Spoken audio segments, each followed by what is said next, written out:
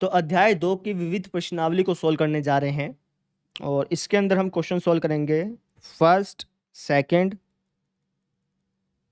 7th, 8th, 9th, 10th, 11th और 12th, ये question solve करेंगे। ठीक है। अब आप कह सकते हैं सर बीच वाले क्वेश्चन क्यों नहीं कर रहे, तीसरा, चौथा, पांचवा, छठा, ये क्वेश्चन क्यों नहीं करवा रहे, है ना। तो इन क्वेश्चंस को कराने से पहले आपको प्रांत और परिसर इनके बारे में बताना पड़ेगा। ठीक है ना, प्रांत और परिसर के बारे में आपको बताना पड़ेगा, तो इसलिए मैं इनको नहीं करवा रहा हूँ।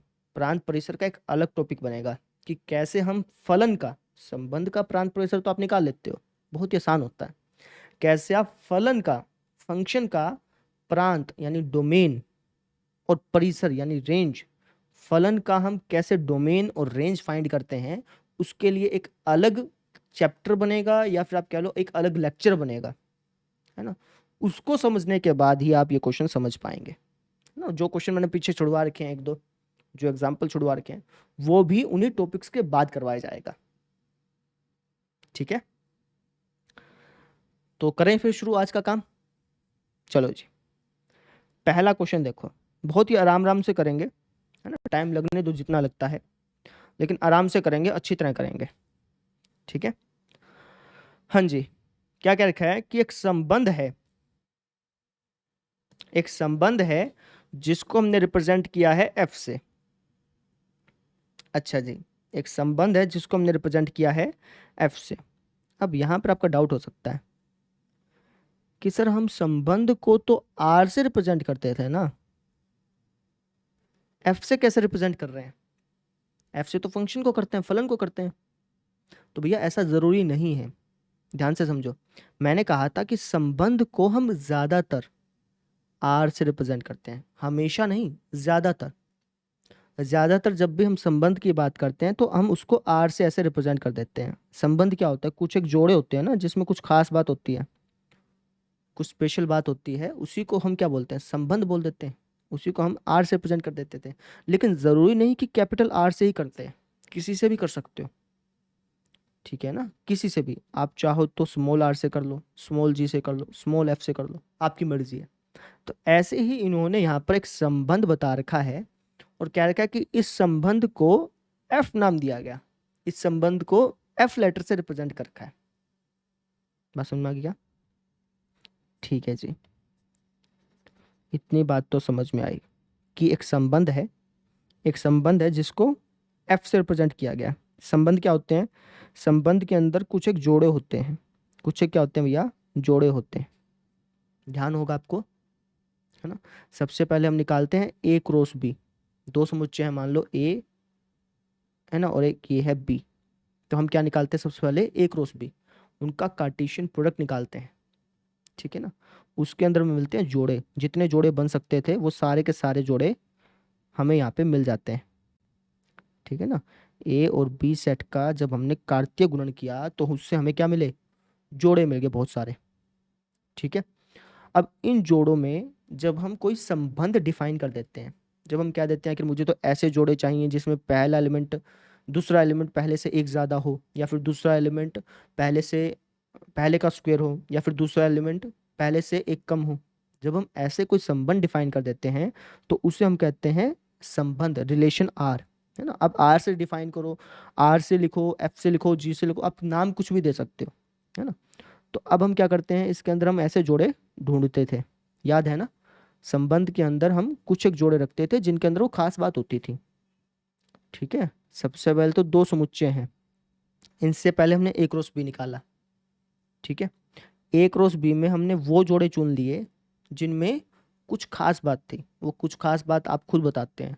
आप कह सकते हैं कि सर मुझे ऐसे जोड़े चाहिए जिसमें दूसरा एलिमेंट पहले से एक ज़्यादा हो, है ना। तो आपने मान लो ये तीन जोड़े चुन लिए, तो इन तीन जोड़ों के सेट को हम क्या बोलते हैं, संबंध बोलते हैं। संबंध को आप किसी भी लेटर से रिप्रेजेंट कर सकते हो, लेकिन जनरली हम आर से करते थे। यहाँ पर इन्होंने संबंध को एफ से रिप्रेजेंट किया, तो इसलिए मैंने यहाँ पे एफ लिख दिया। संबंध क्या होता है कि इसके अंदर कुछ एक जोड़े होते हैं, इसके अंदर कुछ एक जोड़े होते हैं। ठीक है जी, यहाँ तक बात क्लियर होगी।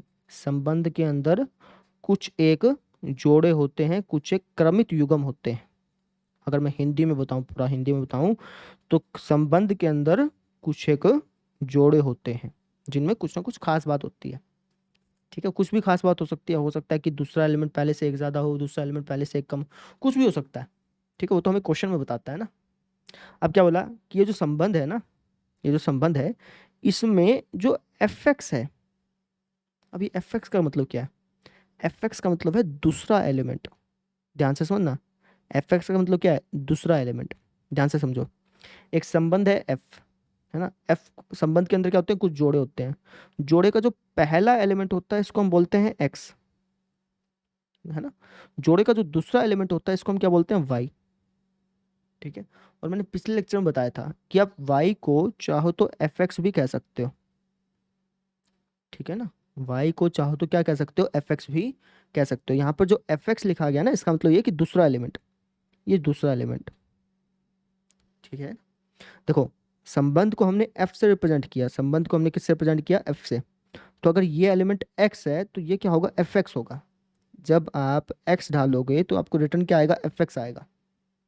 ठीक है, ये मतलब हो गया। ठीक है, अच्छा क्या बोला कि इस संबंध में जो जोड़े हैं ना, जो जोड़े हैं उसमें जो दूसरा एलिमेंट है, उसमें जो दूसरा एलिमेंट है, दूसरा एलिमेंट कौन कौन सा? ये वाला। सभी जोड़ों में जो दूसरा एलिमेंट है ना, सभी जोड़ों में जो दूसरा एलिमेंट है, सभी जोड़ों में जो दूसरा एलिमेंट है, ये बराबर है किसके?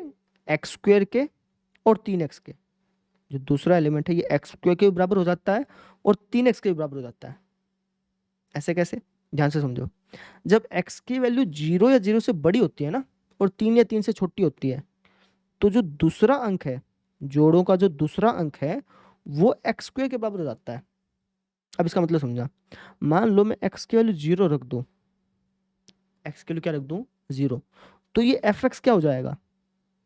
क्वेश्चन में देखो, x की वैल्यू जब आप 0 रखोगे, 0 0 से बड़ी, 3 या 3 से छोटी रखोगे, तो जो दूसरा अंक है, जो एफ एक्स है, वो हो जाएगा एक्स स्क्वेयर के बराबर। किसके बराबर? एक्स स्क्वेयर, मतलब इसके स्क्वेयर के बराबर हो जाएगा। तो 0 का स्क्वेयर क्या होगा? 0। यानी ये जो जोड़ा है ये इस संबंध के अंदर आता है। ठीक है, वापस समझो, जब आप x की वैल्यू 1 रखोगे तो ये एफ एक्स कितना हो जाएगा? इसका स्क्वेयर, यानी 1। जब आप x की वैल्यू 2 रखोगे तो ये एफ एक्स कितना हो जाएगा? इसका स्क्वायर, यानी कि 4। जब आप x की वैल्यू 3 रखोगे तो दूसरा अंक यानी एफ एक्स क्या हो जाएगा? इसका स्क्वायर, यानी कि 9। समझ में आ गई मेरी बात? ठीक है, थोड़ा सा और ध्यान से समझना, अब आएगा, अब थोड़ा सा बदल जाएगा ना अभी क्वेश्चन। अब क्या बोला कि एफ एक्स जो है वो 3x के बराबर हो जाता है, मतलब जो दूसरा अंक है, जोड़े बना लेता हूँ कुछ एक। ठीक है, तो जो दूसरा अंक है, दूसरा अंक कौन सा? ये वाला। जो दूसरा अंक है ये किसके बराबर हो जाता है? ये बराबर हो जाता है 3x के। किसके बराबर हो जाता है? 3x के। कब? जब आप x की वैल्यू 3 या 3 से बड़ी और 10 या 10 से छोटी रखते हो ना, तो जो दूसरा अंक है, जो एफ एक्स है, वो 3x के बराबर हो जाता है। समझो, आपने x की वैल्यू 3 रखी, 3 या 3 से बड़ी बोला ना, तो आपने x की वैल्यू अगर 3 रखी, तो जो एफ एक्स है, जो एफ एक्स है वो इसका ट्रिपल हो जाएगा। ये तो बोल रखे हैं, तो इसका ट्रिपल कितना होगा? 9। यानी ये जोड़ा भी इसके अंदर आएगा। ठीक है, अगर आप x की वैल्यू 4 रखते हो तो एफ एक्स जो है इसका ट्रिपल हो जाएगा। जब आप एक्स की वैल्यू 5 रखते हो तो एफ एक्स जो है इसका ट्रिपल हो जाएगा। जब आप एक्स की वैल्यू 6 रखते हो तो एफ एक्स जो है इसका ट्रिपल हो जाएगा। जब आप एक्स की वैल्यू 7 रखते हो तो एफ एक्स जो है इसका ट्रिपल हो जाएगा। जब आप एक्स की वैल्यू 8 रखते हो तो एफ एक्स जो है इसका ट्रिपल हो जाएगा। जब आप एक्स की वैल्यू 9 रखते हो तो एफ एक्स जो है इसका ट्रिपल हो जाएगा। जब आप एक्स की वैल्यू 10 रखते हो तो एफ एक्स जो है इसका ट्रिपल हो जाएगा। ये इसका मतलब हुआ, यानी इस संबंध के अंदर, इस संबंध के अंदर ये जोड़े आ रहे हैं, है ना। इसके अलावा भी और हो सकते हैं। क्यों? क्योंकि क्वेश्चन में ये थोड़ी कहा है कि भैया x की जो वैल्यू है वो नेचुरल नंबर होगी, ये तो नहीं कहा ना, है ना। तो कुछ नहीं कहा तो इसका मतलब x की वैल्यू रियल नंबर होगी, कुछ भी हो सकती है। ठीक है, लेकिन मैंने कुछ एक अंक ले लिए समझाने के लिए आपको बस। ठीक है, कुछ एक अंक ले लिए ताकि आपको समझ में आ जाए, है ना।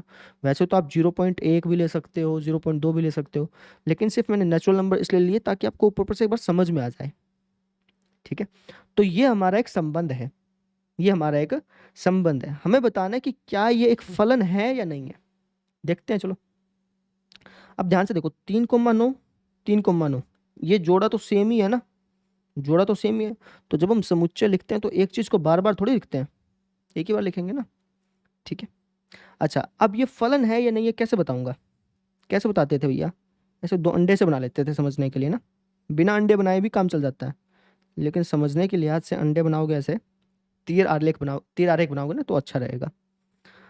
तो यहाँ पे लिख देता हूँ 0 1 2 3 4 5 6 7 8 9 10। ठीक है ना। और यहाँ पे अपना 0 1 2 1, यहाँ पर क्या आएगा भैया, जो इसका रेंज है ना, जो इसका रेंज है, डोमेन तो ये है इसका, है ना, प्रांत तो ये है, रेंज क्या है इसकी, 0, ये दूसरे एलिमेंट आएंगे ना इसके अंदर, 0 1 4 9 12 15 18 और 21 24 27 और 30। ठीक है ना। इसके अंदर बहुत सारे नंबर आएंगे क्योंकि रियल नंबर है सारे, कुछ नहीं कह रखा ना। इसका मतलब यह क्या है कि ये जो अपना संबंध है ये रियल टू रियल डिफाइन है, रियल टू रियल। ये आर जो है रियल वाला है, डार्क वाला। ठीक है ना। तो इसके अंदर बहुत सारे नंबर आएंगे, लेकिन समझने के लिहाज से इतने काफ़ी हैं। तो 0 का संबंध 0 से बना है ना, तो 1 का 1 के साथ कनेक्शन है, 2 का 4 के साथ, 3 का 9 के साथ, 4 का 12 के साथ, 5 का 15 के साथ। ठीक है। और अपना 6 का अपना है 18 के साथ। ठीक है। 7 का देख लो भैया, 7 का 21 के साथ, 8 का 24 के साथ, 9 का 27 के साथ, 10 का 30 के साथ। आप ध्यान से देखो, ए सेट के अंदर कोई भी एलिमेंट खाली नहीं बचा। दूसरी बात, हर एक बच्चे का सिर्फ एक ही बाप है, इसका सिर्फ एक बाप है, इसका भी एक बाप है, इसका भी एक बाप है। ऐसा नहीं है कि एक बच्चे के दो बाप हों, समझाया था ना कल मैंने, एक बच्चे के दो बाप हों ऐसा नहीं है। तो इसका मतलब क्या हुआ कि भैया ये जो है ना, ये एक फलन है। ये था क्वेश्चन। अब लिखो कैसे, क्या ऐसे पूरा ऐसा लिखना है? नहीं, आपको क्या कहना है यहाँ पे, आपको सिंपली कुछ डायग्राम बनाने की, कुछ करने की जरूरत नहीं है। बनाओ तो भी कोई दिक्कत नहीं है, नहीं बनाओ तो भी कोई दिक्कत नहीं है। आप क्या कहोगे, है ना, यहाँ पे लिखना कि एफ एक फलन है। ये जो संबंध दिया था ना, ये एक फलन भी है, क्योंकि क्योंकि समुच्चय ए का, समुच्चय ए का प्रत्येक अवयव, या फिर समुच्चय ए के प्रत्येक अवयव का केवल और केवल एक ही प्रतिबिंब है। समुच्चय ए के प्रत्येक अवयव का केवल और केवल केवल एक ही प्रतिबिंब है।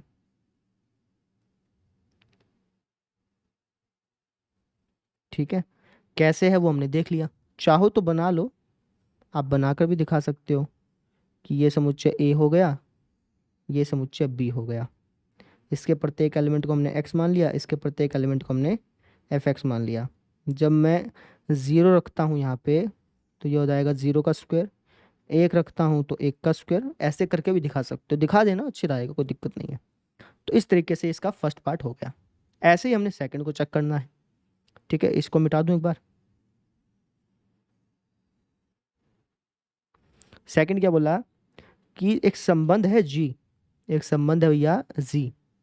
ठीक है, जहां पे जो जी एक्स है ना वो इसके बराबर है। वापिस समझो, एक संबंध है जी। संबंध क्या होता है, संबंध के अंदर बहुत सारे जोड़े होते हैं, बहुत सारे क्या होते हैं भैया, जोड़े होते हैं। बताया ना मैंने आपको, संबंध के अंदर बहुत सारे क्या होते हैं बेटा, जोड़े होते हैं। अच्छा, बोला कि इस संबंध में जो दूसरा एलिमेंट है ना, इन जोड़ों में जो दूसरा एलिमेंट है, इन जोड़ों में जो दूसरा एलिमेंट है वो बराबर होगा एक्स स्क्वायर के। कब? जब एक्स की वैल्यू 0 या 0 से बड़ी और 2 या 2 से छोटी होगी ना, तो जो जी एक्स होगा, जो दूसरा एलिमेंट होगा, वो एक्स स्क्वायर के बराबर होगा। समझो, जब आप एक्स की वैल्यू 0 रखते हो तो ये जो दूसरा एलिमेंट है जो जी एक्स है वो क्या हो जाएगा, इसका स्क्वायर के बराबर, 0 के बराबर। जब आप एक्स की वैल्यू 1 रखते हो तो ये भी 1 होगा। एक्स की वैल्यू 2 रखते हो तो ये कितना हो जाएगा, 4, इसका स्क्वायर हो जाएगा ना। अच्छा, इसके अनुसार तो चल रही है। अब बोला कि जब आप एक्स की वैल्यू 2 या 2 से बड़ी और 10 या 10 से छोटे रखते हो तो जो डी एक्स है, जो दूसरा एलिमेंट है, वो हो जाएगा 3x, इसके 3 गुणे के बराबर। देखते हैं, जब मैं एक्स की वैल्यू 2 रखता हूँ, इसके अनुसार चलूँ तो एक्स की वैल्यू मैंने 2 रखी, तो जो दूसरा एलिमेंट है, जो जी एक्स है, वो इसका ट्रिपल हो जाएगा। 2 तिया 6। जब मैं एक्स की वैल्यू 3 रखता हूँ तो जो जी एक्स है वो इसका ट्रिपल हो जाएगा। 3 तिया 9। 4 रखता हूँ तो 4 तिया 12। 5 रखता हूँ तो 5 तिया 15। 6 रखता हूँ तो 6 तिया 18। थोड़ा बहुत समझ में आया। 7 रखता हूँ तो 7 तिया 21। 8 रखता हूँ तो 8 तिया 24। 9 रखता हूँ तो 9 तिया 27। और 10 रखता हूँ तो 10 तिया 30। ये हमारा एक संबंध बन गया। अब हमें ये बताना है कि क्या ये फलन है या नहीं है। अब अगर आप देखो तो ये जोड़ा और ये जोड़ा अलग अलग है, 2,6 और 2,4 अलग अलग चीज़ है ना। पिछली बार तो क्या हुआ था, सेम थे, इसलिए मैंने एक को मिटा दिया था। यहाँ पर ये अलग अलग है तो इसलिए मिटाना नहीं है। तो भैया देखते हैं कि क्या ये फलन है या नहीं है। कैसे देखोगे? फलन देखने के लिए ऐसे अंडे बना लो ना। ये ए सेट हो गया, ये बी सेट हो गया। इसका हर एक एलिमेंट एक्स कहलाएगा, इसका हर एक एलिमेंट जी एक्स कहलाएगा, जो जी एक्स की बात कर रहे हैं ना। तो 0 और 0 ये बन रहा है 1 1, 2 4, 2 6। समझ रहे हो? 2 का प्रतिबिंब 4 भी है और 6 भी है। ऑब्वियस सी बात है ये फलन नहीं होगा, क्योंकि एक बच्चे के दो बाप कैसे हो सकते हैं? नहीं हो सकते ना। 3 9, 4 12, है ना। ऐसे ही फिर अपना 5 15, 6 18। समझ में आ गई? हर एक एलिमेंट का, अगर देखो बाकी सारे एलिमेंट का सिर्फ एक ही इमेज बन रहा है, एक ही प्रतिबिंब बन रहा है, लेकिन ये दो दो जो भाई साहब है ना, इनके भैया के दो बाप हैं, एक 4 और एक 6। ठीक है ना, इसके दो प्रतिबिंब बन रहे हैं, तो इसलिए ये फलन नहीं है। ये फलन नहीं है। बात क्लियर होगी? अब इसको लिखना कैसे? इसको लिखना कैसे है? इसको लिखना कैसे है उसको समझ लेते हैं। आप चाहो तो ऐसे अंडे बना सकते हो, आपकी मर्जी है, बस आपके समझ में आना चाहिए। क्वेश्चन समझ में आना बहुत जरूरी है। कैसे लिखना है वो तो आप अपने आप सीख जाओगे। 10th तक होता था कि यार प्रॉपरली लिखो, प्रॉपरली लिखो। 11वीं में भी प्रॉपरली लिखना होता है, लेकिन क्वेश्चन समझ में आ जाए तभी तो आप प्रॉपरली लिखोगे ना। क्वेश्चन समझ में आए नहीं, ऐसे रट्टा मार ले, फिर फायदा क्या उसका लिखने का? ठीक है ना। तो क्या कहोगे यहाँ पे कि यहाँ जी फलन नहीं है। क्यों नहीं है? क्योंकि F2 रखने पर, जब हम x की वैल्यू 2 रखते हैं, F नहीं लिखना, यहाँ पे G लिखना पड़ेगा ना। Z2 जो है, Z2 जब मैं यहाँ पे 2 रखता हूँ तो ये मुझे क्या रिटर्न करता है? 2 का स्क्वायर 4 रिटर्न करता है। और Z2 रखने पर ही ये मुझे क्या रिटर्न कर रहा था? जब मैं x की वैल्यू 2 रखता हूँ तो ये मुझे क्या रिटर्न कर रहा था? 2 या 6 भी रिटर्न कर रहा था। बात समझ में आ गई? या फिर आप इसको आसान भाषा में लिखना चाहो तो ऐसे लिख सकते हो, क्योंकि 2 के 2 प्रतिबिंब बन रहे हैं। 2 के 2 प्रतिबिंब बन रहे हैं। एक अवयव है और उसके 2 प्रतिबिंब बन रहे हैं, तो इसका मतलब क्या होगा कि वो फलन नहीं होगा। वो फलन नहीं होगा। क्लियर होगी बात मेरी? ऐसे था। ठीक है ना। इस तरीके से क्वेश्चन हमने करना था। अच्छा खासा समझने वाला क्वेश्चन था। ठीक है ना। और इस टाइप के जो आपको फंक्शन है ना, ये आपको आगे भी दिखेंगे +2 में खास तौर पे, और +1 में भी दिखेंगे। एक चैप्टर आएगा लिमिट्स के नाम से। ठीक है ना। उसके अंदर भी आपको इस टाइप के क्वेश्चंस देखने को मिलेंगे, इस टाइप के फंक्शंस देखने को मिलेंगे, इस टाइप के रिलेशन देखने को मिलेंगे। ठीक है ना। जिसके अंदर फंक्शन जो है वो इस दो अलग अलग पॉइंट्स पर डिफाइन हो रहा है। ठीक है, आप ऐसे कह सकते हो। चलिए जी, अगले क्वेश्चन पे बढ़ते हैं। Second question.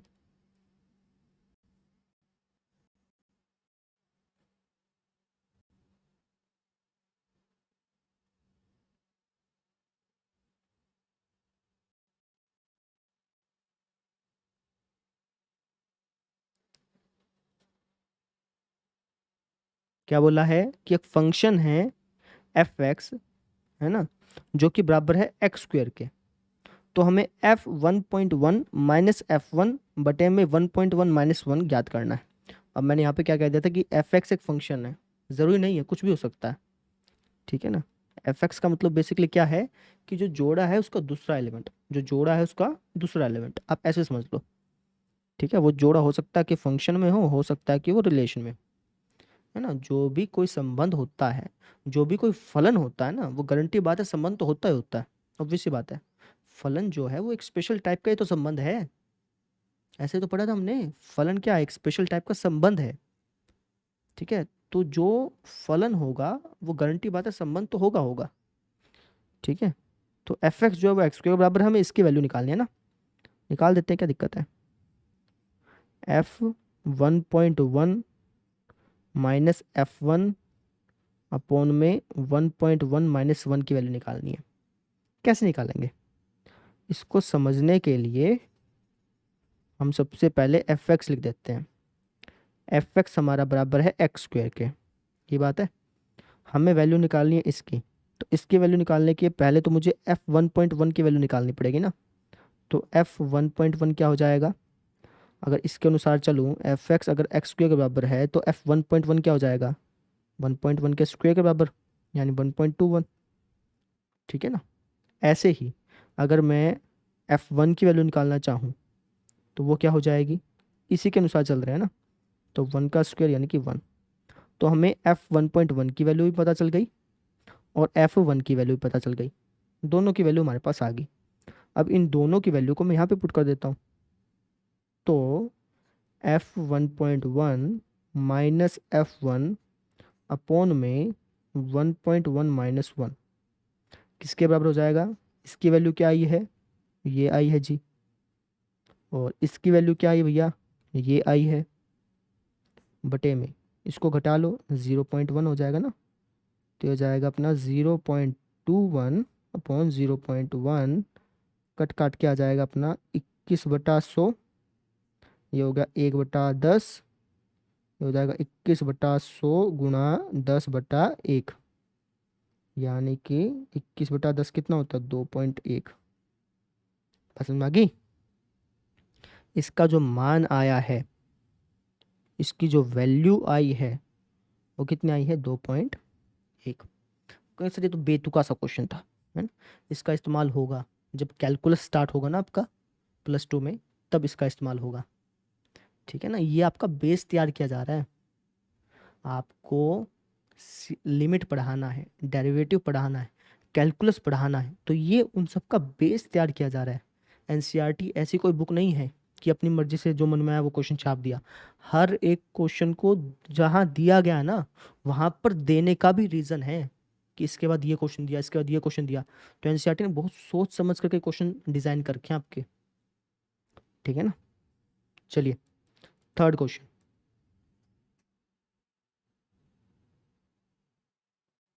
थर्ड तो नहीं करना है, थर्ड तो बाद में कराएंगे ना आपको। 7th पे आ जाओ।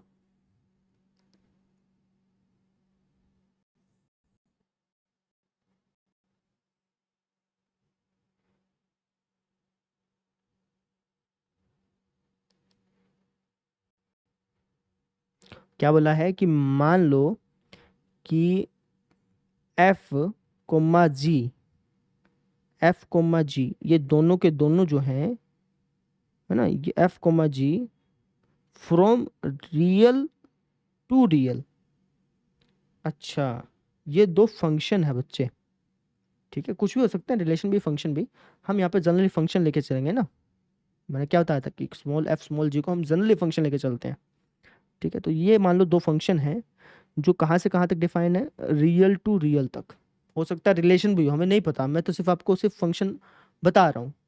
होने को रिलेशन भी हो सकता है, फर्जी रिलेशन भी हो सकता है, कुछ भी हो सकता है ना, ठीक है। एफ कोमा जी जो यहाँ पे जो एफ और जी अलग अलग जो है, एफ अलग चीज़ है, जी अलग चीज़ है, तो ये दोनों फंक्शन भी हो सकते हैं, रिलेशन भी हो सकते हैं, लेकिन मैं यहाँ पर इसको फंक्शन बोलूंगा, ठीक है ना। रिलेशन भी बोलूँ, मान लो आप ये भी कह सकते हो सर रिलेशन, रिलेशन नहीं बोल सकते, रिलेशन बोल सकते हैं भैया, लेकिन बस वही है ना, फ्लो फ्लो में फंक्शन भी बोल देंगे, या फिर फ्लो फ्लो में रिलेशन भी बोल देंगे, तो आप इसमें कंफ्यूज मत होइएगा।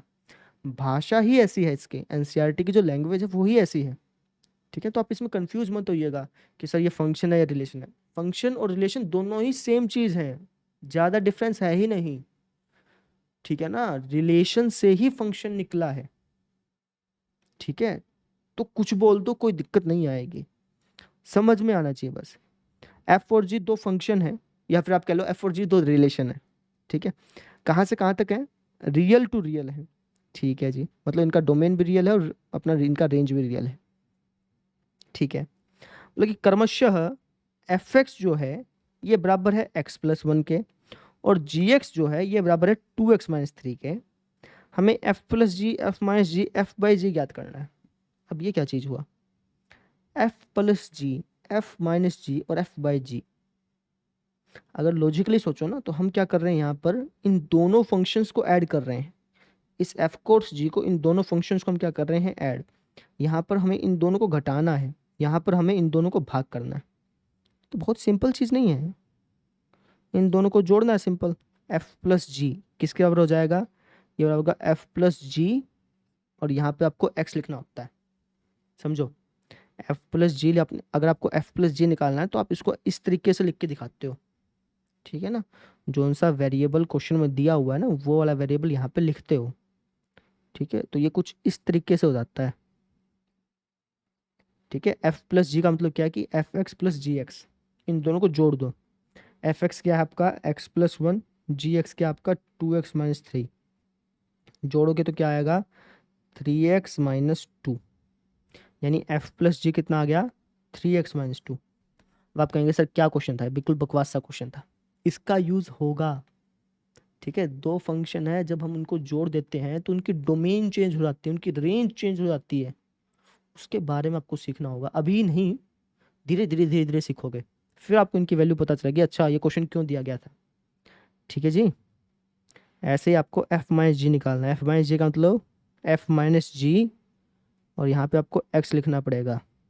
ये हो जाएगा एफ एक्स माइनस जी एक्स। इन दोनों फंक्शन को घटा दो, एक्स प्लस वन माइनस में 2x-3, तो हो जाएगा एक्स प्लस वन माइनस का 2x प्लस का 3।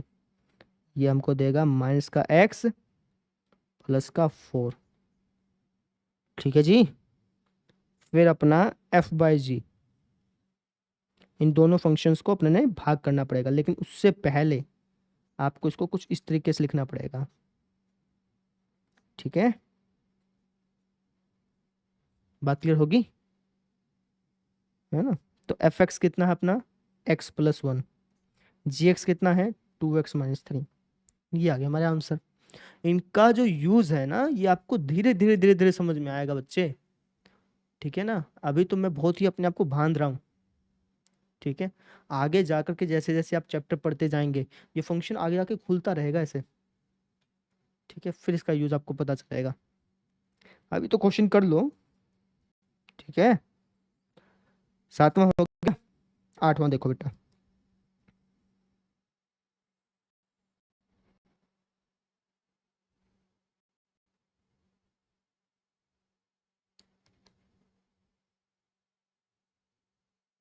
क्या बोला है कि मान लो कि एक फंक्शन है एफ, ठीक है ना। और इस फंक्शन के अंदर, अब देखो मैंने क्या कहा कि ये एक फंक्शन है, ठीक है। अब कुछ भी हो सकता है, रिलेशन भी हो सकता है, फंक्शन भी हो सकता है, लेकिन क्वेश्चन में बता दिया कि एक फलन है, तो आप इसको फंक्शन बोल सकते हो, ठीक है ना। तो ये एक फंक्शन है, ये एक फंक्शन है एफ, जिसके अंदर जोड़े दे रखे हैं ये, ठीक है जी, ठीक है। इंटीजर से इंटीजर, पूर्णांक से पूर्णांक में एफ एक्स जो है ये बराबर है ए एक्स प्लस बी के द्वारा परिभाषित एक फलन है, ठीक है। मतलब समझो, ये जो दूसरा एलिमेंट है ना, जो दूसरा एलिमेंट है, ठीक है, ये दूसरा एलिमेंट जो है ये बेसिकली इस फॉर्म का है, ए एक्स प्लस बी का। दूसरा एलिमेंट जो है वो ए एक्स प्लस बी के फॉर्म का है, ठीक है। जहाँ ए और बी कोई पूर्णांक है, ए और बी की वैल्यू निकालनी है। बहुत सिंपल है भैया, बहुत सिंपल है। कैसे? मैंने क्या कहा कि दूसरा एलिमेंट जो है वो इस फॉर्म का है, मतलब मैं कह सकता हूँ कि ए एक्स प्लस बी जो है ये बराबर है एक के, है ना। या फिर 3 के ले सकते हो, -1 के ले सकते हो, -3 के, किसी के बराबर ले सकते हो, ऐसे लिख सकता हूँ, ठीक है जी। अब एक काम करते हैं, यहाँ पर मैं x की वैल्यू रख देता हूँ। कैसे? आपको पता है ना ये क्या होता है बेटा, x होता है, ये क्या होता है आपका fx होता है। ठीक है, अब fx इन्होंने बराबर दिया है ax प्लस बी के। अच्छा, इसको करने का दूसरा तरीका बताता हूँ, ये भी तरीका ठीक था, आसान तरीका बताते हैं आपको। देखिए, ये x होता है, ये fx होता है, ये तो बात आपको पता ही है, ठीक है ना। और हमें a और b की वैल्यू निकालनी है ना, तो हम क्या कहेंगे कि यहाँ 1,1 में सबसे पहले मैं इस जोड़े को ले लेता हूँ, इस जोड़े को ले लेता हूँ, ठीक है ना। इस जोड़े में अगर मैं कहूँ कि x क्या है तो तुम कहोगे जी 1, मैं कहूँ कि fx क्या है तो तुम कहोगे जी 1, ये बात है। और अगर मैं क्वेश्चन के अनुसार चलूँ तो क्वेश्चन में मुझे क्या दे रखा है, क्वेश्चन में दे रखा है कि fx जो है ये बराबर है ax प्लस बी के, यही बात है। ठीक है, वैल्यू रखते हैं, ये जो वैल्यू है इसके अंदर रखते हैं। fx बराबर दे रखा है ax प्लस बी के, लेकिन fx तो 1 के भी बराबर है, तो fx की जगह 1 लिख सकता हूँ कि नहीं लिख सकता? लिख सकता हूँ ना। a की जगह a लिख दिया, x की जगह क्या लिख सकता हूँ, 1 प्लस b का b, तो 1 बराबर आ गया a प्लस बी। नहीं समझे? वापस समझाता हूँ। मैंने क्या किया, ये हमें एक फंक्शन दे रखा था, मैंने इसमें से एक जोड़ा उठा लिया भैया। इस जोड़े में मुझे पता है कि पहला एलिमेंट x होता है, दूसरा एलिमेंट fx होता है, लेकिन क्वेश्चन में हमें fx कुछ इस तरीके का दे रखा था, तो मैंने बस वैल्यू पुट कर दी जिससे मेरी एक इक्वेशन बन गई। ठीक है ना। मुझे किन किन चीज़ों का मान बताना है, a और b का। क्लास 10th में एक चीज़ आपको समझाई थी, अगर आपने क्लास 10th के लेक्चर को ध्यान से देखा हो तो उसके अंदर मैंने बताया था कि अगर आपको दो चीज़ें पता करनी हो, दो चर पता करने हो, दो अननोन वैल्यूज पता करनी हो, तो आप उसके लिए दो समीकरण बनाते हैं। समझो, यहाँ पर हमें दो चीज़ें पता करनी है, तो दो चीज़ें पता करने के लिए मुझे दो समीकरणों की जरूरत पड़ेगी। एक समीकरण तो बन गई भैया, एक समीकरण और बनानी पड़ेगी। कैसे बनाऊंगा एक समीकरण और? कोई भी अपनी मर्जी से, कोई भी अपनी मर्जी से, कोई भी अपनी मर्जी से जोड़ा ले लो। तुमने ये जोड़ा ले लिया, कुछ भी ले सकते थे, अपनी मर्जी है। तो मैं क्या कहूँगा, यहाँ 0,-1 में, ठीक है, दो जोड़े क्यों लिए, एक बार ये जोड़ा एक बार ये जोड़ा क्यों लिया, क्योंकि इस जोड़े से एक इक्वेशन बन गई, इससे एक इक्वेशन बन जाएगी, उन दोनों इक्वेशन को सोल्व करेंगे तो ए और बी की वैल्यू आ जाएगी, इसलिए। ठीक है ना। तो 0,1 - 1 में अगर मैं तुमसे पूछूं एक्स क्या है बेटा बताओ, तो तुम कह दोगे जी 0। मैं तुमसे पूछूं कि एफ एक्स क्या है तो तुम कह दोगे जी -1, ऐसे कहोगे। ठीक है जी, प्रश्नानुसार चलते हैं। प्रश्न में तो हमें एफ एक्स किसके बराबर दे रखा है, ए एक्स प्लस बी के बराबर ना। अब यहाँ पर मैं वैल्यू पुट करता हूँ इसके अकॉर्डिंग।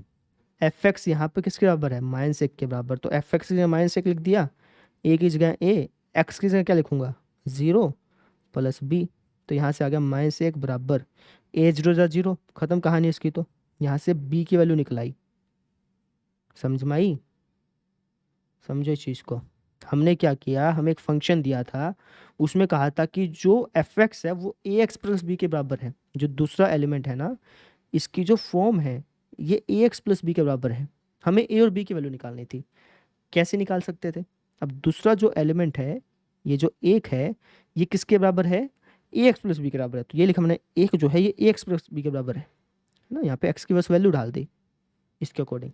ऐसे कहा कि ये जो 3 है ये ए एक्स प्लस बी के बराबर है, तो आप चाहते तो ऐसे लिख सकते थे 3 बराबर है ए एक्स प्लस बी के, या फिर 3 बराबर है ए, एक्स की वैल्यू कितनी है 2 प्लस बी के, है ना। यहाँ से भी आप ये इक्वेशन बनाते हैं ना तब भी कोई दिक्कत नहीं होती, एक ये इक्वेशन हो जाती है कि ये इन दोनों को सोल्व करके ए और बी की वैल्यू आ जाती, ऐसे भी कर सकते थे, है ना। लेकिन मैंने ये पहला जोड़ा और तीसरा जोड़ा लेकर के दो इक्वेशन बना दी, इन दोनों इक्वेशन को सॉल्व कर लेना अपने आप और आपका आंसर आ जाएगा, आपकी ए और बी की वैल्यू आ जाएगी। ठीक है, थोड़े से क्वेश्चन आपको अजीब लग रहे होंगे, है ना, वैसे भी विविध विविध प्रश्नावली है भैया, थोड़े से क्वेश्चन तो इसके अंदर अजीब होंगे ही, ऑब्वियसली बात है। ठीक है, तो इस तरीके से अपना निकालना था। क्लियर होगी बात मेरी? अब आ जाओ जी अगले क्वेश्चन पे। क्वेश्चन नंबर आपका 9वां, इसको आगे सोल्व करना है, सोल्व करके फिर ए और बी की वैल्यू आएगी आपकी। 8वां हो गया ना, 9वें पे आ जाओ। 9वां जो क्वेश्चन है इसको मैं सबसे लास्ट में ले लूँ क्या, सबसे लास्ट में लूँगा इसको। ठीक है ना, आसान है, आसान है, वो मुश्किल नहीं है, आसान है। ठीक है, लास्ट में ले रहा हूँ, थोड़ा सा बोरिंग है, थोड़ा सा, ज़्यादा नहीं, थोड़ा सा। 10वें पे आ जाओ।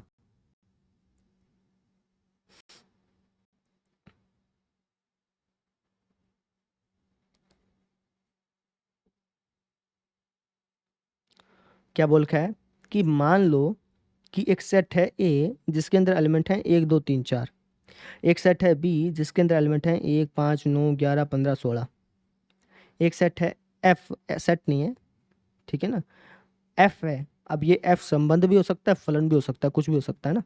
इसके अंदर कुछ जोड़े दे रखे हैं, फलन होगा तो संबंध तो होगा ही होगा, ऑब्वियस सी बात है। तो इसके अंदर कुछ एक जोड़े दे रखे हैं भैया, ठीक है। हमें बताना है कि एफ जो है वो ए से बी एक संबंध है या एफ ए से बी में एक फलन है, ये बताना है। देखते हैं चलो, संबंध है या फलन है ना।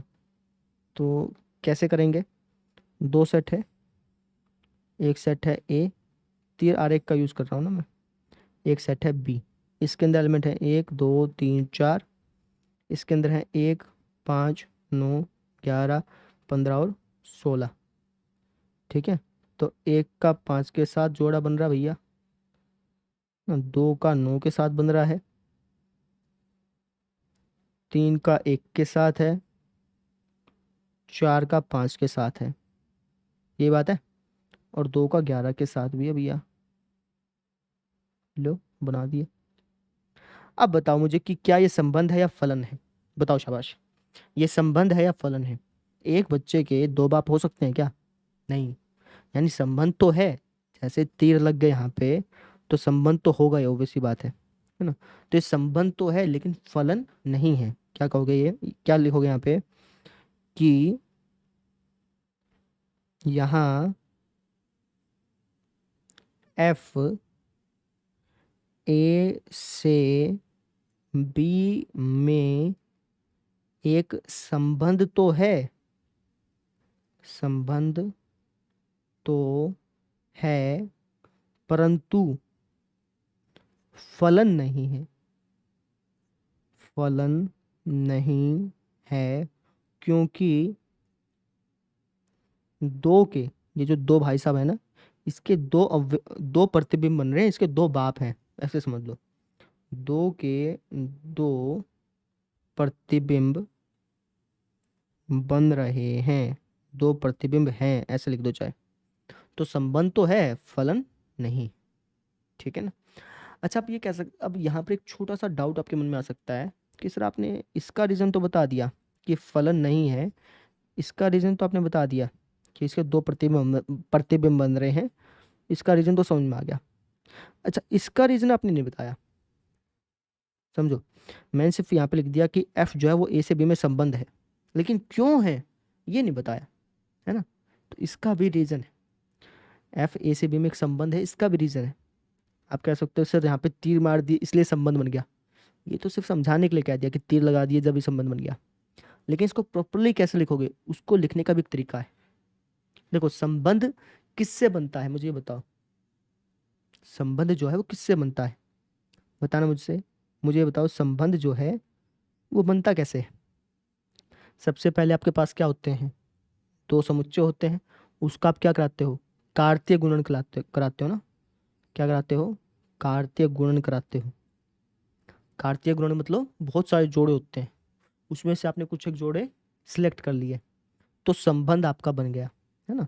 यानी मैं कह सकता हूं कि जो संबंध है वो सबसेट है किसका, कार्तीय गुणन का, ठीक है ना। और जो फलन है, फलन क्या, वो भी सबसेट है किसका, संबंध का। बात समझ गई, कार्तीय गुणन, सॉरी, संबंध सबसेट है किसका, कार्तीय गुणन का, ठीक है। और फलन सबसेट है किसका, संबंध का। ये इनका रिलेशन होता है, ठीक है ना। तो एफ जो है वो ए से बी में एक संबंध है, क्यों संबंध है, क्योंकि अगर मैं इनका कार्तीय गुणन करता, अगर मैं इनका कार्तीय गुणन करता ना, ठीक है, तो उन कार्तीय गुणनों में ये वाला सेट, ये वाला जोड़ा, ये वाला जोड़ा, ये वाला जोड़ा और ये वाला जोड़ा, ये वाला जोड़ा, सारे जोड़े आते, ठीक है ना। तो कार्तीय गुणनों के, कार्तीय कार्टेशियन प्रोडक्ट के मैंने कुछ एक जोड़े ले लिए और उनका सेट बना दिया, तो ऑब्वियसली बात है वो संबंध होगा ही होगा। संबंध क्या होता है, संबंध कार्तीय गुणन के, कार्तीय गुणन के उपसमुच्चयों का एक समुच्चय होता है। वापिस समझो, मिला इनको, वापिस सुनो ध्यान से, संबंध कार्तीय गुणन के, जो कार्तीय गुणन है जिसके अंदर बहुत सारे सेट हैं, जिसके अंदर बहुत सारे जोड़े हैं, ठीक है ना, संबंध कार्तीय गुणन के उपसमुच्चयों का, कार्तीय गुणन के अंदर बहुत सारे क्या थे, जोड़े थे, हमने क्या कर दिए, उनके उपसमुच्चय बना लिए जितने भी बना सकते थे। तो उनके उपसमुच्चयों का, जो उनके उपसमुच्चय बने ना, जो भी उनके उपसमुच्चय बने, उनमें से कोई भी अगर कोई भी आप उपसमुच्चय उठा लोगे ना, वो एक संबंध है, ठीक है ना। तो अगर कोई कार्तीय, अब जैसे मान लो, ध्यान से समझना, ये थोड़ा मैं गहरा जा रहा हूँ इसमें, एक सेट है ये, एक सेट है ये, अगर मैं इसका कार्तीय गुणन करूं तो उस कार्तीय गुणन में कितने जोड़े होंगे, चार इसके अंदर है, एक दो तीन चार पाँच छः, छः छः चौका 24, 24 उसके अंदर जोड़े बनेंगे। कार्तीय गुणन के अंदर कितने जोड़े बनेंगे, 24 जोड़े बनेंगे, है ना। जैसे एक एक एक पाँच एक नौ, ऐसा करते करते जो भी जोड़े बनेंगे, ध्यान से इमेजिन करना है चीज को। कार्तीय गुणन है, उसके अंदर 24 जोड़े हैं, ठीक है।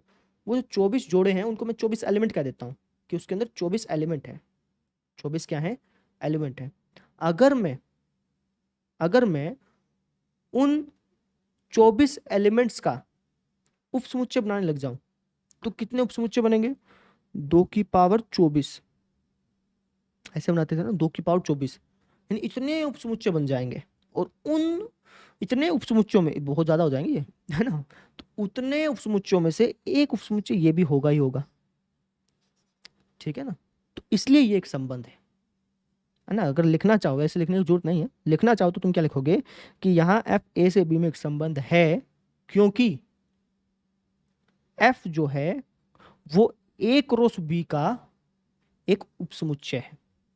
क्या बोला मैंने, एफ जो है वो ए क्रॉस बी का एक उपसमुच्चय है। जब मैं ए क्रॉस बी करूंगा, ए और बी का क्रॉस करूंगा, तो उसके अंदर 24 जोड़े बनेंगे, है ना। उन 24 जोड़ों का अगर मैं उपसमुच्चय बनाने लग जाऊं तो इतने उपसमुच्चय बनेंगे, इतने उपसमुच्चयों में से एक उपसमुच्चय ये होगा, ठीक है। तो हम क्या कहेंगे कि यहाँ पर एफ एक संबंध है, क्यों, क्योंकि एफ जो है वो ए क्रॉस बी का, ए क्रॉस बी का एक क्या है, उपसमुच्चय है। ये थोड़ा सा डीप चले गए थे, नहीं समझ में आया कोई दिक्कत नहीं है, वापस से रिपीट करके देख लो, समझ में आ जाएगा, थोड़ा सा गहराई वाली बात थी, ठीक है। चलो जी, अगले क्वेश्चन पे। 10वां हो गया, 11वें पे बताओ बेटा। प्रत्येक दशा में अपने उत्तर का औचित्य बतलाइए, तो इसका आपको औचित्य देना पड़ेगा, इसका भी और इसका भी, ठीक है ना।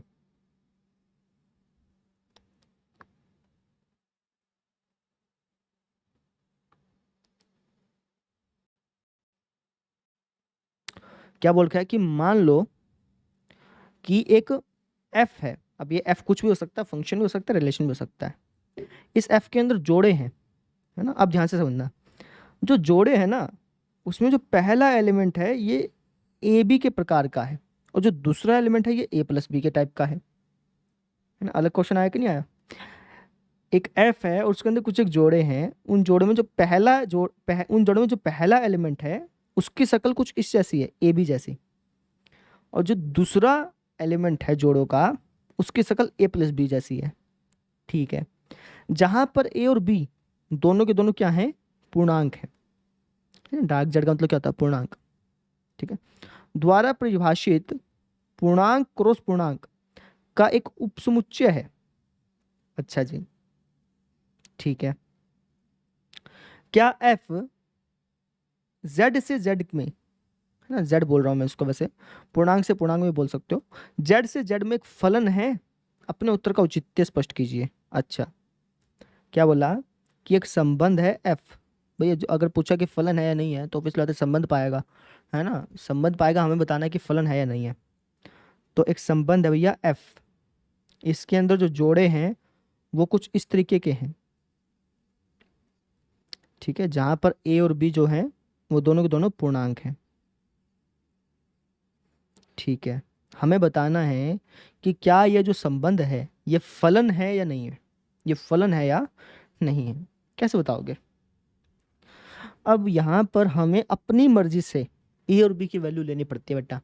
कैसे, इसने क्या कहा कि जो जोड़े हैं वो कुछ इस टाइप के दिखते हैं, है ना, जो जोड़े हैं इस संबंध के अंदर जो जोड़े हैं वो कुछ इस टाइप के दिखते हैं, जहाँ पे पहला एलिमेंट ये है, दूसरा एलिमेंट ये है ना। और बोला कि ये ए और बी जो हैं दोनों के दोनों पूर्णांक हैं, ए और बी दोनों के दोनों क्या है, पूर्णांक है। तो यहाँ पर हमें ए और बी की खुद ब खुद वैल्यू लेनी पड़ती है, ठीक है ना, खुद ब खुद वैल्यू लेनी पड़ती है बेटा।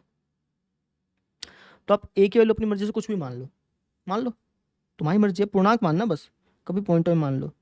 माना ए मान लिया तुमने 1 और बी मान लिया तुमने लेट से 2, ठीक है। तो अगर मैं ए 1 और बी 2 मान लूँ तो इसका मतलब ये हुआ, यहाँ रखते हैं 1 और 2, 2 एकम 2, और यहाँ रख दो 1 और 2, 2 एकम 2, सॉरी 2 एकम 2 क्यों, गलत कर दिया ना मैंने, गलत कर दिया। समझो, ए की वैल्यू 1 मान ली, बी की वैल्यू 2 मान ली, तो 2 एकम 2 तो ये हो गया, ए की वैल्यू 1, बी की वैल्यू 2, 2 और 1 3। समझ में आई। मैंने अगर ए को 1 और बी को 2 माना तो ये हमारा बन गया 2,3, यानी ये जो जोड़ा है ये इसके अंदर है, किसके अंदर है, एफ के अंदर है।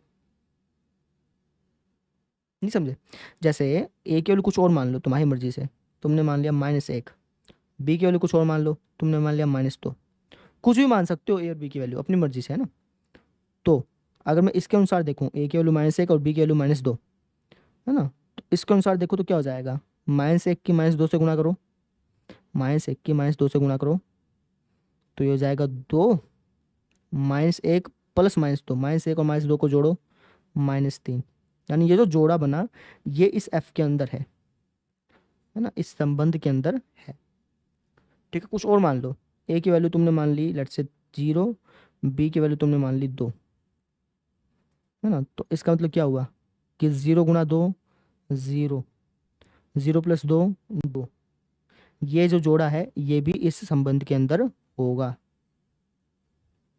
ठीक है। कुछ और भी मान सकते थे, तुम्हारी मर्जी थी, लेकिन इतना काफ़ी है, ठीक है। और भी मान सकते हो, तुम्हारी मर्जी है, लेकिन अपने लिए इतना काफ़ी है। क्यों, अब यहाँ पे देखो, ये जोड़ा इसके अंदर है, ये जोड़ा भी इसके अंदर है। अब यहाँ पे तुमने नोटिस किया कि 2 की इमेज बन रही है 3 और इस 2 की इमेज बन रही है -3, यानी एक अवयव की एक अवयव के 2 प्रतिबिंब बन रहे हैं, एक अवयव के 2 प्रतिबिंब बन रहे हैं। समझ में आ रही मेरी बात।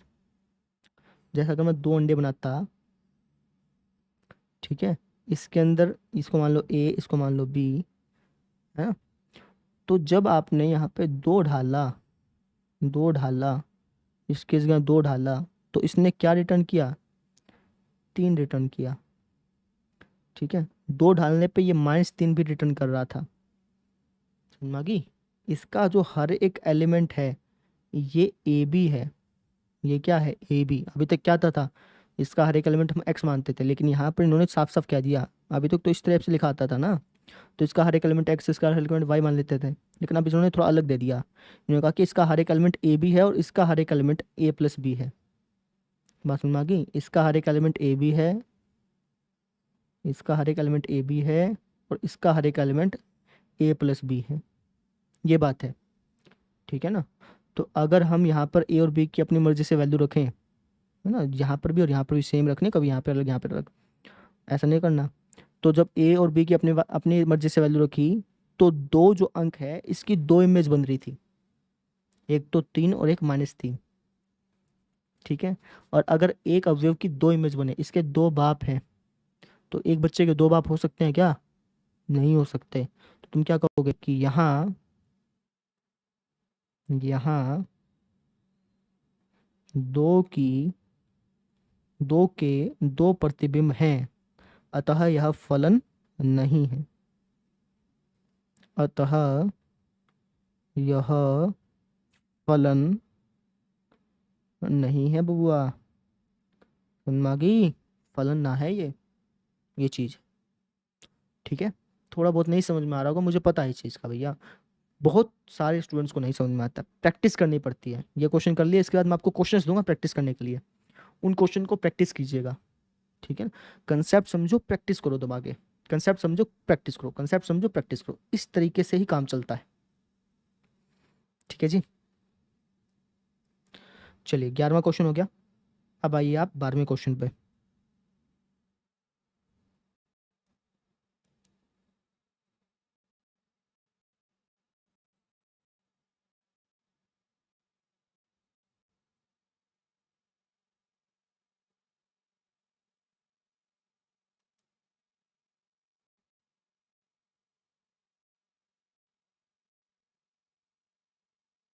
क्या बोला है कि मान लो कि एक सेट है ए जिसके अंदर एलिमेंट है 9 10 11 12 13 और एक एफ हमने डिफाइन कर दिया है ना। अब ये एफ क्या भी कुछ भी हो सकता है, रिलेशन भी फंक्शन भी, है ना। कहाँ से कहाँ तक, ए टू एन, ठीक है, यानी इस जोड़े के एलिमेंट्स से ना नेचुरल नंबर्स तक, ठीक है। अब बोला कि एफ एन जो है ये एन के बराबर है, ठीक। एफ एन बराबर एन का महत्तम अभाज्य गुणक द्वारा परिभाषित है, एफ का परिसर ज्ञात कीजिए। मतलब समझो इसका, दो सेट हैं भैया। एक सेट तो है ए जिसके अंदर एलिमेंट है 9 10 11 12 और 13। एक सेट है भैया आपका नेचुरल नंबर्स का। किस नंबर्स का? नेचुरल नंबर्स का, ठीक है। नेचुरल नंबर तो अनगिनत होते हैं, इन्फिनाइट होते हैं ना। अब क्या बोला कि ए से एन तक हमने एक फंक्शन डिफाइन कर दिया, ए से एन तक हमने एक फंक्शन डिफाइन कर दिया या फिर कल रिलेशन डिफाइन कर दिया, आपकी मर्जी है ना। अब बोला कि एफ एन जो है ना ये एन के बराबर है, इसको हम क्या बोलते हैं? एफ एन, इसको बोलते हैं एन। अगर इसके एलिमेंट को एन बोला तो इसको एफ एन बोलते हैं ना, इसको एक्स बोलोगे तो इसको एफ एक्स बोलोगे। तो इन्होंने एन और एफ एन कहा है तो एन और एफ एन लिख दिया। अब क्या बोला कि ये जो है ना ये महत्तम अभाज्य गुणक द्वारा परिभाषित है। इसका क्या मतलब है? महत्तम अभाज्य गुणक, महत्तम, महत्तम मतलब हाईएस्ट। अभाज्य संख्याएं तो आपको पता ही है, गुणक का मतलब होता है कि उसकी टेबल में, ठीक है ना, उसके पहाड़े पर या फिर उससे उससे भाग होने वाला। अब जैसे 9 है, अब समझो ध्यान से, 9 है, 9 किस किस की टेबल में आता है? आप कहोगे जी 1 की टेबल में आता है, 3 की टेबल में आता है, 9 की टेबल में आता है ना। अब इन तीनों अंकों में से सबसे बड़ा अभाज्य संख्या बताओ। इन तीनों अंकों में से सबसे बड़ी अभाज्य संख्या कौन सी है? 3 है। 9 अभाज्य थोड़ी अभाज्य है, 3 अभाज्य संख्या है। तो 3 यहाँ पे चिपकाओगे और इसका कनेक्शन बिठाओगे। समझ में आई मेरी बात?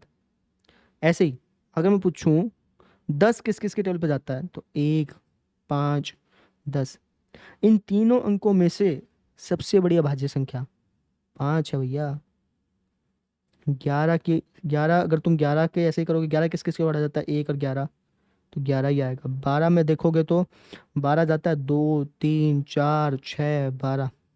इन सब में सबसे बड़ी अभाज्य संख्या देखोगे तो 3 है ना। 3 है भैया, 3 है, 3 है, 3 है, 3 है, 3 है, ऐसे जाएगा, ठीक है।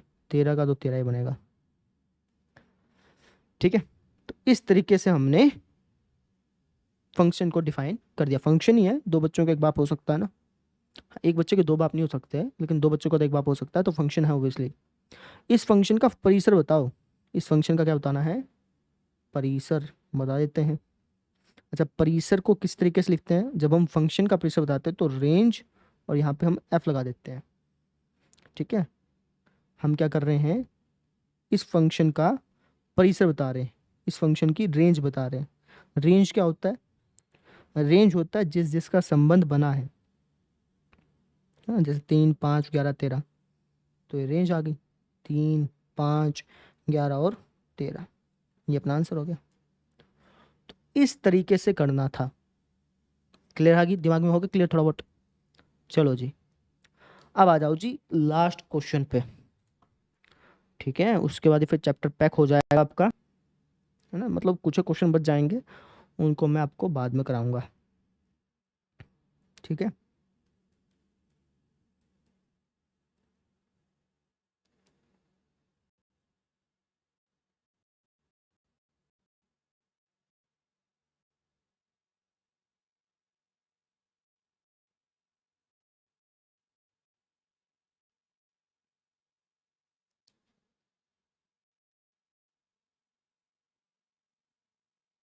हाँ जी, थोड़ा सा ध्यान से सुनना कि एक रिलेशन है आर, ठीक है। इसके अंदर कुछ एक जोड़े हैं, ठीक है। जोड़े कुछ इस तरीके से हैं कि इनका जो दोनों के दोनों एलिमेंट है ना, इस रिलेशन के अंदर जितने जोड़े हैं, इन जोड़ों में जो दोनों एलिमेंट्स हैं, पहला और दूसरा एलिमेंट, दोनों के दोनों नेचुरल नंबर से बिलोंग करते हैं, दोनों के दोनों प्राकृतिक संख्याएं हैं, ठीक है जी। और इस जोड़े की खास बात क्या है कि इस जोड़े में जो पहला अंक है वो दूसरे के स्क्वायर के बराबर है। पहला अंक दूसरे के स्क्वायर के बराबर है।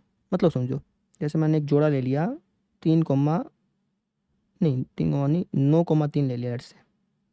तो 9,3 जो है, ये जोड़ा इस रिलेशन के अंदर आएगा कि नहीं आएगा, बताओ मुझे। ये जोड़ा इस रिलेशन के अंदर ढालूंगा कि नहीं ढालूंगा। रिलेशन क्या होता है, संबंध क्या होता है, बहुत सारे जोड़े हैं, उसमें से चुन चुन के हमने जोड़े निकाल लिए जिसके अंदर वो खास बात थी। खास बात क्या बता रखी है कि दोनों के दोनों नेचुरल होने चाहिए, दोनों के दोनों नेचुरल हैं। और दूसरी खास बात बता रखी है, दो खास बात बता रखी है कि उस जोड़े में पहली खास बात तो यह है कि दोनों के दोनों नंबर नेचुरल होने चाहिए, ठीक है। दूसरी खास बात यह है कि जो पहला नंबर है, जो पहला एलिमेंट है, वो दूसरे के स्क्वायर के बराबर होना चाहिए। तो देखो यहाँ पे 9 जो है वो 3 के स्क्वायर के बराबर है कि नहीं है। यानी ये जोड़ा इस रिलेशन के अंदर हम ढाल देंगे, इस प्लोथिन में हम ऐसा ही ढाल देंगे। कुछ और लेते हैं, मान लो 11,5। तो क्या ये जोड़ा इसके अंदर जाएगा, हाँ या ना बोलो। नहीं जाएगा। क्यों? क्योंकि इस जोड़े ने पहली शर्त तो पूरी कर दी, लेकिन दूसरी शर्त भी तो पूरी करनी है कि जो पहला एलिमेंट है दूसरे का स्क्वायर होना चाहिए। लेकिन 11,5 का स्क्वायर होता है क्या? नहीं, नहीं होता, तो इसके अंदर हम नहीं डाल देंगे। संबंध क्या है, संबंध एक पोलोथीन ही तो है जिसके अंदर अपन जोड़े ढालते हैं, उठा उठा करके जोड़े ढालते हैं भैया। उन जोड़े में कुछ खास बात होती है, और यहाँ पर दो खास बात दे रखी है कि जोड़े वो ढालने हैं जिसमें दोनों एलिमेंट नेचुरल नंबर हो और पहला एलिमेंट दूसरे का स्क्वायर के बराबर हो। क्वेश्चन समझ में आया मेरे को? आपको? मेरे को तो आ गया आपको समझ में आया? ठीक है। तो एक रिलेशन है, एक रिलेशन है जिसके अंदर ऐसे जोड़े हैं जहां पर दोनों एलिमेंट नेचुरल नंबर हैं और जो पहला नंबर है वो दूसरे के स्क्वायर के बराबर है। ये बात बोल रखी है, ठीक है। हाँ, द्वारा परिभाषित नेचुरल से नेचुरल में, ठीक है, एक संबंध आर है, वो तो हमें यहीं से पता चल गया था। क्या निम्नलिखित कथन सत्य हैं? अब हमें 3 कथन दे रखे हैं, हमें बताना है कि क्या तीनों कथन सत्य हैं या नहीं है, ठीक है। औचित्य भी देना, कारण भी देना अपने आंसर का। पहला देखते हैं, क्या ए, सुनना ध्यान से, पढ़ना कैसे वो देखो। बोला है कि क्या ये जो जोड़ा है,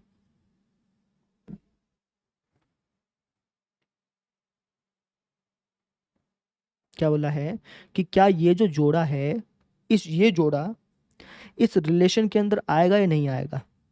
समझो, हमसे क्या बोला है कि क्या ये जो जोड़ा है, इस जोड़े को इसके अंदर ढाल सकता हूँ क्या? नहीं ढाल सकते। कैसे? अगर मैं आपसे पूछूं क्या मैं इस जोड़े को इसके अंदर ढाल सकता हूँ, बताओ। क्या ये जोड़ा इस रिलेशन के अंदर जा सकता है? नहीं जाएगा। क्यों? क्योंकि इस जोड़े ने पहली शर्त तो पूरी कर दी कि दोनों के दोनों एलिमेंट नेचुरल होने चाहिए, इसने कर दिया पूरी शर्त। लेकिन क्या इस जोड़े में पहला एलिमेंट दूसरे के स्क्वायर के बराबर है क्या? क्या इस जोड़े में पहला एलिमेंट दूसरे के स्क्वायर के बराबर है या नहीं है, बताओ। नहीं है। कहाँ है? नहीं है भैया। तो ये जोड़ा इसके अंदर नहीं जाएगा। इसने क्या कहा कि सभी के सभी ऐसे जो जोड़े दिख जाएंगे ना, देखो ये जोड़ा तो चल जाएगा, ये जोड़ा तो चल जाएगा, ठीक है ना। लेकिन इसने क्या कहा है कि सभी के सभी, है ना, कई बार सभी की जगह ऐसे सिंबल दे देगा, दोनों का मतलब सेम ही है, उल्टा ए और ये सभी, दोनों का मतलब सेम ही है, ठीक है ना। तो इसने बोला कि सभी के सभी जो जोड़े इस तरीके के दिखते हैं ना, वो सारे के सारे जोड़े इसके अंदर जाएंगे। कैसे चल जाएंगे? नहीं जाएंगे भैया। रीजन पता चल गया? ये है। अब इसको लिख के कैसे दिखाओगे? इसको लिखने का तरीका क्या होगा वो देख लो। सिंपल लिखना तुमने, यह कथन असत्य है।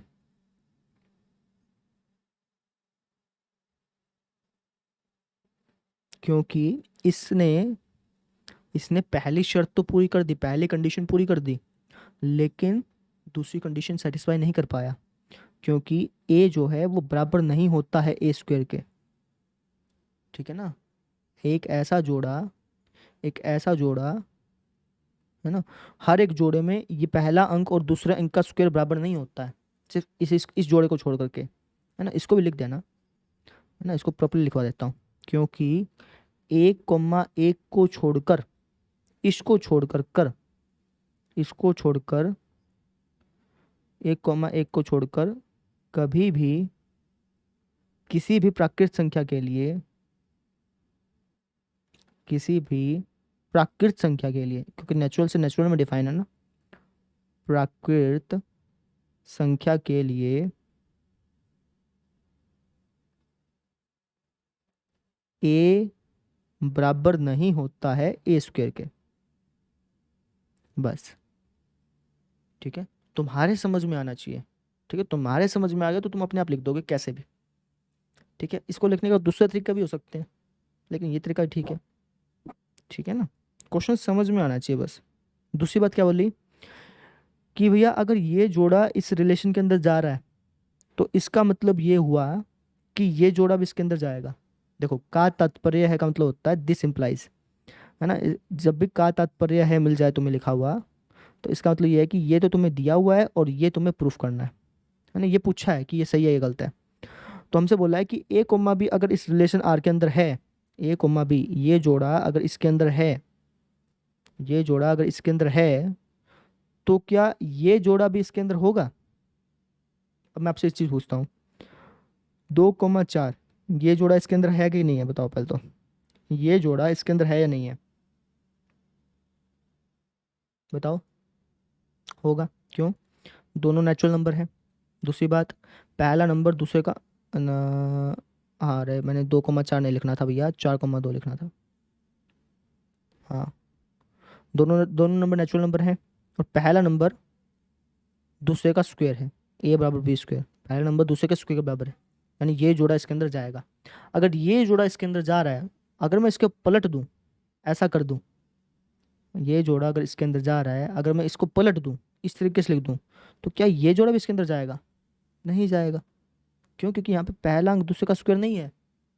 ठीक है, बस इसी बात को लिख दो तुम, है ना। एग्जाम्पल लेके भी कर सकते हो, क्योंकि जो स्टेटमेंट फॉल्स होती है ना मैथमेटिक्स में, जैसे आपको ये पता है कि स्टेटमेंट फॉल्स है, तो एग्जाम्पल लेके भी इसको प्रूफ कर सकते हो, है ना। क्या कहोगे कि यह कथन असत्य है, यह कथन असत्य है।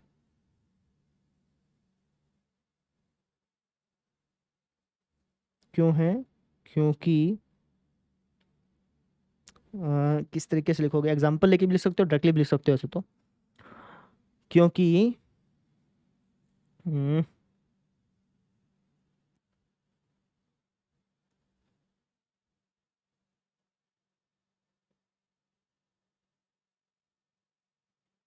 कैसे लिखोगे तुम इसको भैया,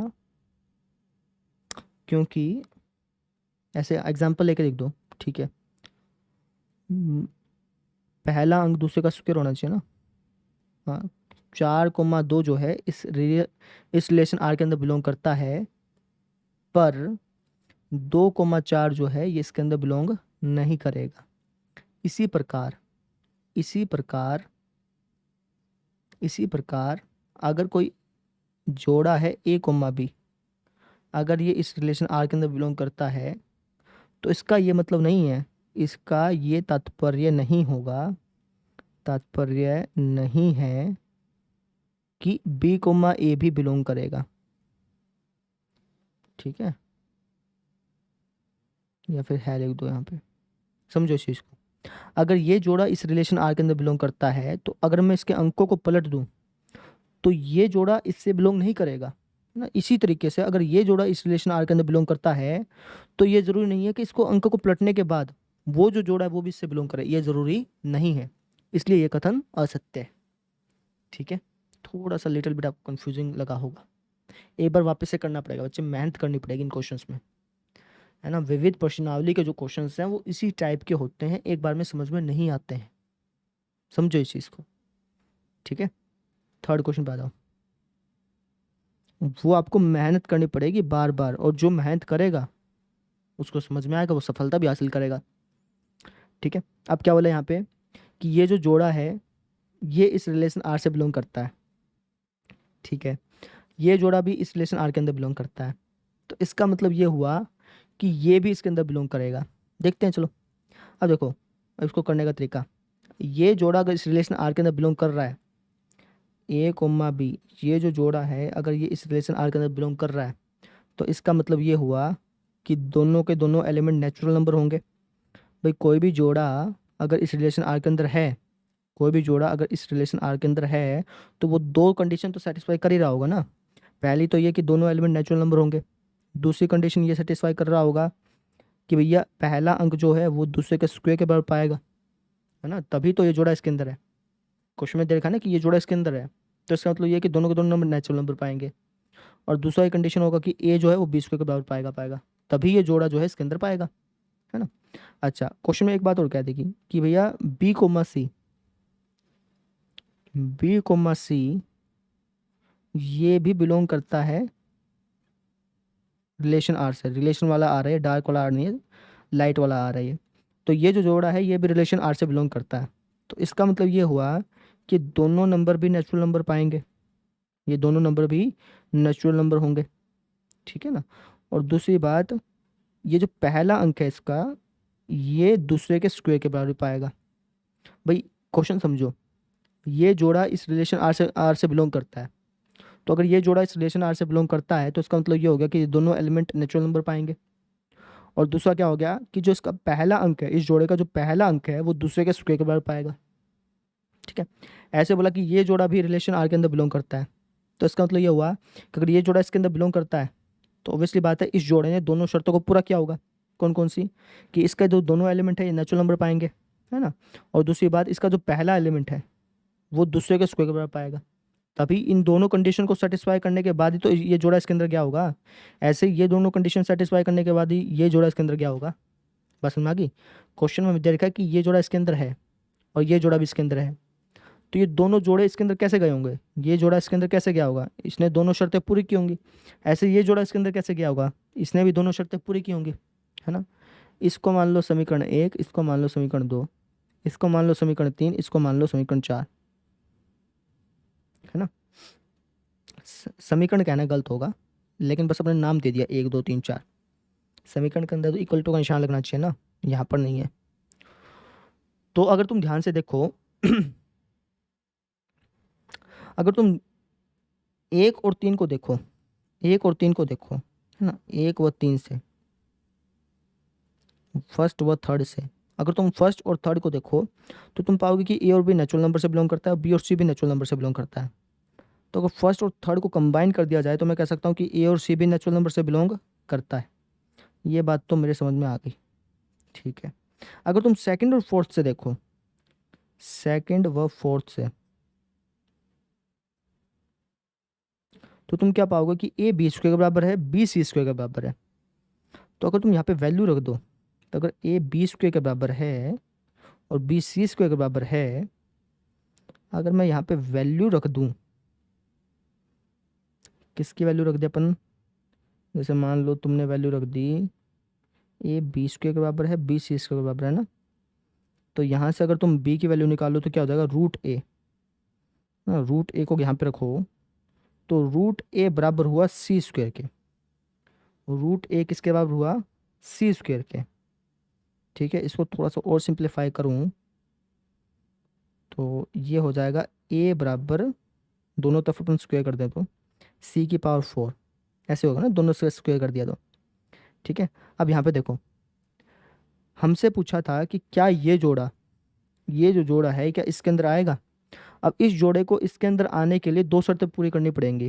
पहली शर्त ये कि दोनों के दोनों नंबर नेचुरल नंबर होने चाहिए, और दूसरी ये कि पहला अंक दूसरे का स्क्वायर होना चाहिए। देखते हैं इसने कौन कौन सी कंडीशन सेटिस्फाई करी। दोनों के दोनों नेचुरल नंबर तो कर दिए इसने, लेकिन यहाँ पे मार खा गया, है ना। दोनों के दोनों नेचुरल नंबर तो उसने दिखा दिए, लेकिन यहाँ पे क्या दिखा दिया कि पहला अंक दूसरे की पावर 4 के बराबर है ना। अगर ये कुछ इस तरीके से दिखा देता ना, ए बराबर सी स्क्वायर, तब मैं कह देता कि ए कोमा सी बिलोंग करेगा, ठीक है ना, तब मैं कह देता। लेकिन अब यहाँ पे इसने ऐसा दिखाया है तो मैं क्या कहूँगा कि ए कोमा सी बिलोंग नहीं करेगा आर से।